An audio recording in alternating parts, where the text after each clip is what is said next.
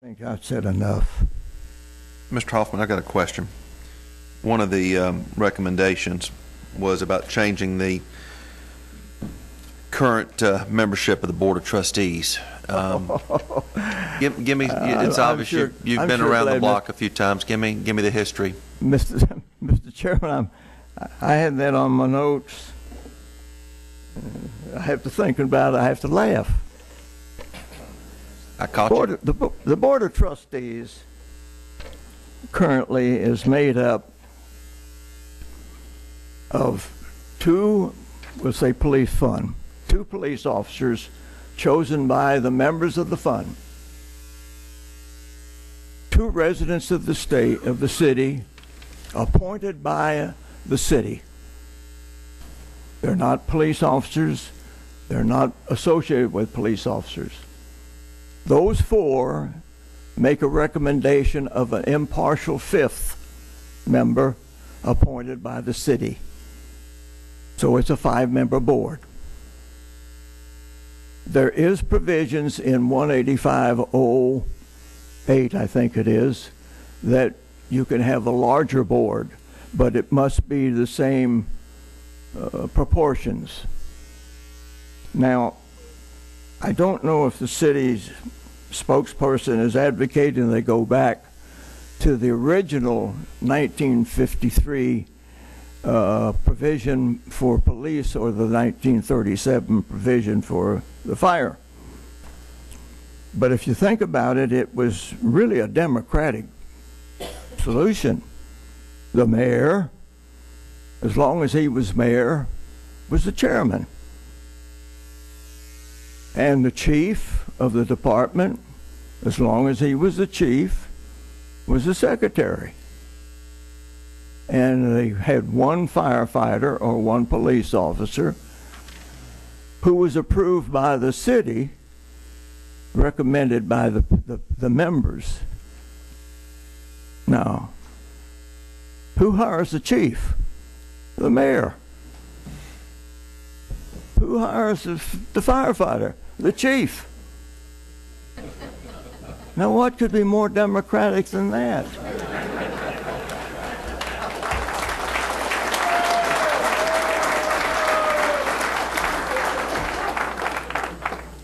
So it was changed, and it came to be an undemocratic form of boards of trustees.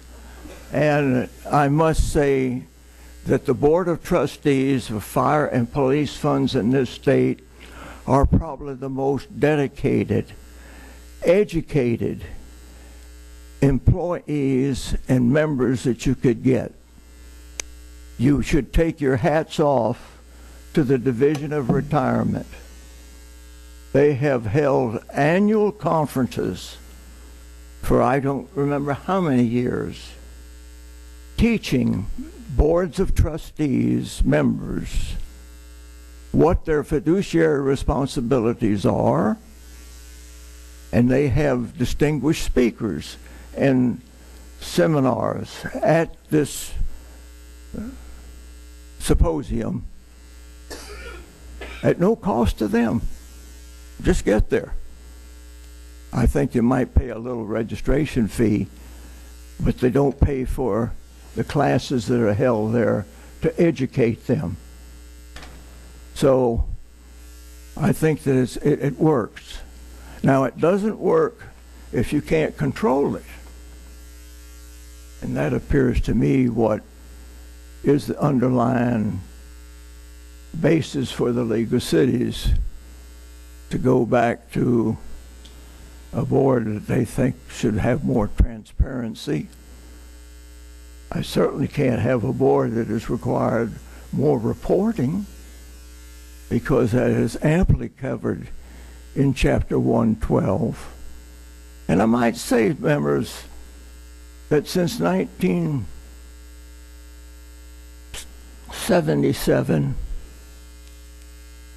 when former President of the Senate, Phil Lewis from West Palm Beach, said, I don't want the pension systems in the state of Florida to be like the pension systems in New York and Ohio that were going broke. He says, I want my employees in the state of Florida to have the pension when they're promised that they're to have it. And that's what brought about the constitutional amendment that you find for the protection of local pension systems. That was what Senator Lewis wanted. And each of those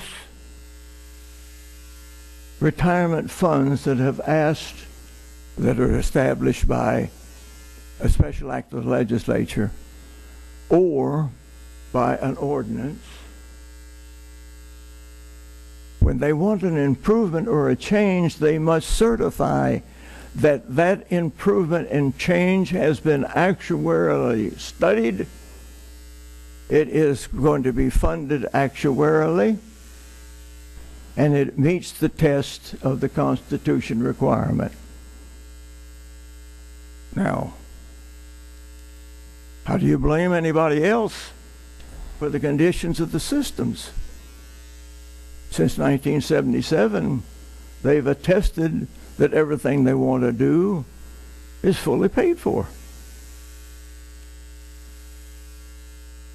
It also says in Chapter 175 and 185 and 112, which was the implementing language of the constitutional provision, that you could not pass on to future generations the cost of pension funds, because that's a present generation responsibility.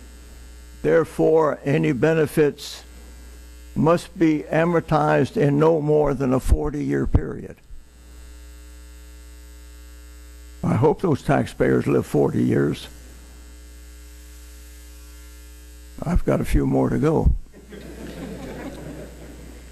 Being with the structure of the pension board, have you found, in your knowledge of watching the process, where if we're trying to be critical over what certain municipalities' pension to payroll ratios look like, are the elected officials that are making decisions on the pension boards just as guilty as the law enforcement representatives on the pension boards in allowing some of their plans to get where they are today?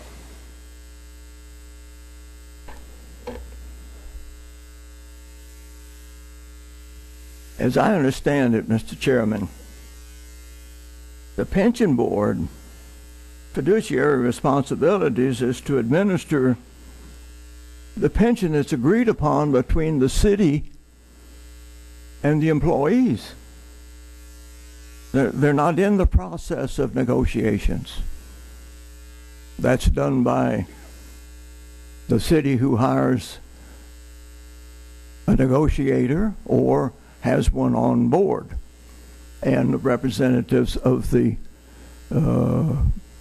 police or fire organizations authorized to negotiate. The boards themselves, they don't get involved in it. So decisions made in regards to a benefit is not done by the Board of Trustees. I don't know if that answers your question, Mr. Chairman. I guess I'm trying to... Maybe I need to get a little closer. No, I guess I'm trying to get a better handle over the culture that has evolved, that has brought us to this debate.